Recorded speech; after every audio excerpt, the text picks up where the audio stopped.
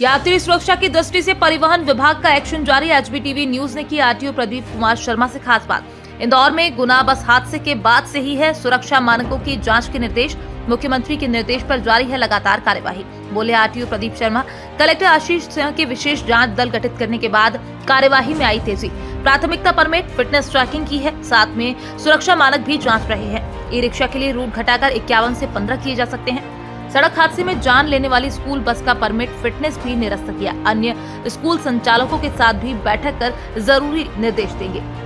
नमस्कार दोस्तों, मैं हूं नितिन जैन और इस वक्त मेरे साथ आरटीओ प्रदीप कुमार शर्मा जी हैं। प्रदीप शर्मा जी से हम इस समय इंदौर जिले में आरटीओ के द्वारा की जा रही कार्रवाइयों पर बात करेंगे। सर, हमसे बात करने के लिए शुक्रिया।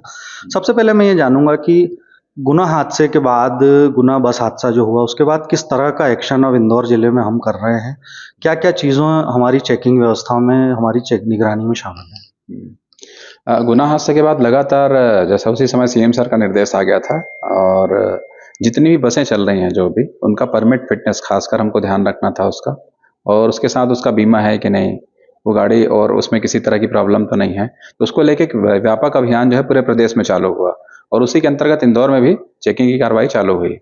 और चूंकि हमारे पास स्टाफ की कमी थी, हमने कलेक्टर साहब से रिक्वेस्ट किया तो उन्होंने हमको राजस्व का अमला दिया और साथ में ट्रैफिक पुलिस को भी निर्देशित किया कि आप लोग एक कंबाइंड टीम बनाएं और उससे कार्रवाई करें। तो आप लोग देख रहे होंगे कल और आज काफ़ी बड़ी कार्रवाइयाँ हुई हैं। हम अलग अलग जगह पे, अलग अलग पॉइंट पे एक साथ चेकिंग कर पा रहे हैं इससे। सर, व्यवसाय व्यापार करने वाले दो तरह के लोग होते हैं, एक जो सही और नियमों से काम करते हैं और एक उस तरह के लोग होते हैं जो नियमों को ताक पे रखकर काम करते हैं। तो क्या हम भी इस तरह के कोई ट्रांसपोर्ट व्यवसाय से जुड़े हुए ऐसे लोगों को ढूंढ रहे हैं जो रेगुलर अफेंडर है, जो नियमों को ताक पर रखकर लोगों की जान जोखिम में डालते हैं? इस तरह की व्यवस्था से भी हम आगे बढ़ रहे हैं? हाँ, हमारा ध्यान उसी पे है ज़्यादातर। हमको भी यही कहा गया कि आप बड़ी चीज़ों का ध्यान रखें, खासकर जैसे परमिट, फिटनेस, इंश्योरेंस, पीयूसी उसका है कि नहीं, या गाड़ी में और कोई बड़ी प्रॉब्लम तो नहीं है। इन चीज़ों पे बेसिकली ज़्यादा ध्यान दिया जा रहा है। इसके अलावा वो लोग हैं जो शहर के भीतर बार बार जैसे रेड लाइट जंप कर रहे हैं या ओवर स्पीडिंग कर रहे हैं, तो उनकी जानकारी भी हमारे पास ट्रैफिक पुलिस के माध्यम से आ रही है। तो इनको भी मैं एक संदेश देना चाहूँगा कि अगर आप बार बार ऐसा कर रहे हैं तो आप सावधान हो जाइए, आपका लाइसेंस हमेशा के लिए निरस्त हो सकता है, फिर आप कभी रोड पे गाड़ी नहीं चला पाएंगे।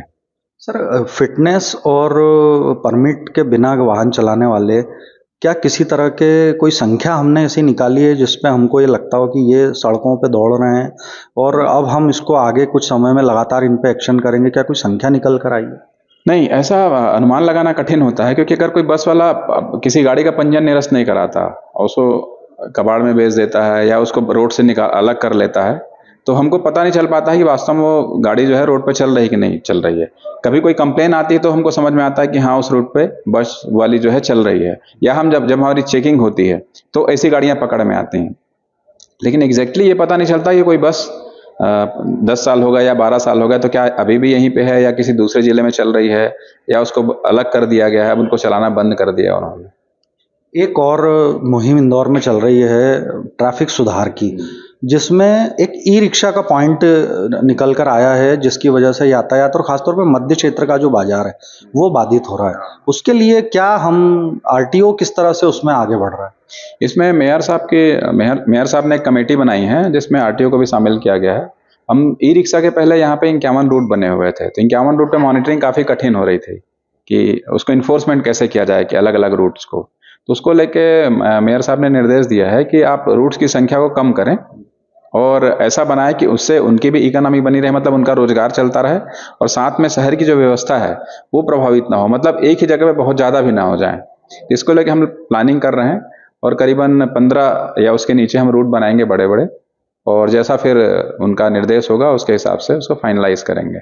सर, एक आखिरी सवाल है मेरा। कल एक हादसा हुआ इंदौर में, एक स्कूल बस ने एक युवक की जान ले ली। बच्चे भी बैठे थे उस बस में और ये कहा जा रहा है कि वो शराब पिए हुए था। ड्रिंक एंड ड्राइव और खासतौर पे लोक परिवहन वाहनों में ये एक बड़ी समस्या है।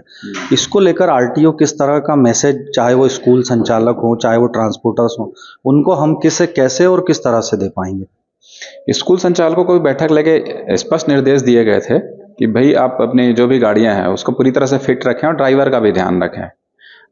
कल की जो घटना हुई है उसमें उस बस का परमिट, फिटनेस जो है निलंबित कर दिया गया है, और साथ ही हम उनसे ड्राइवर की जानकारी मांगे हैं। जो ड्राइवर होगा जो भी ड्राइवर है उसका लाइसेंस हमेशा के लिए हम निरस्त कर देंगे। ये थे आरटीओ प्रदीप शर्मा जी, जिनसे हमने बात की और हमने जाना कि इंदौर की ट्रैफिक व्यवस्था और लोक परिवहन में सुरक्षा मानकों को लेकर किस तरह की प्लानिंग आरटीओ की है और किस तरह का एग्जीक्यूशन इस समय इंदौर में लोगों की सुरक्षा को लेकर देखने को मिल रहा है। मेरे सहयोगी देवेंद्र मालवी के साथ Nitin Jain, HB TV news के लिए।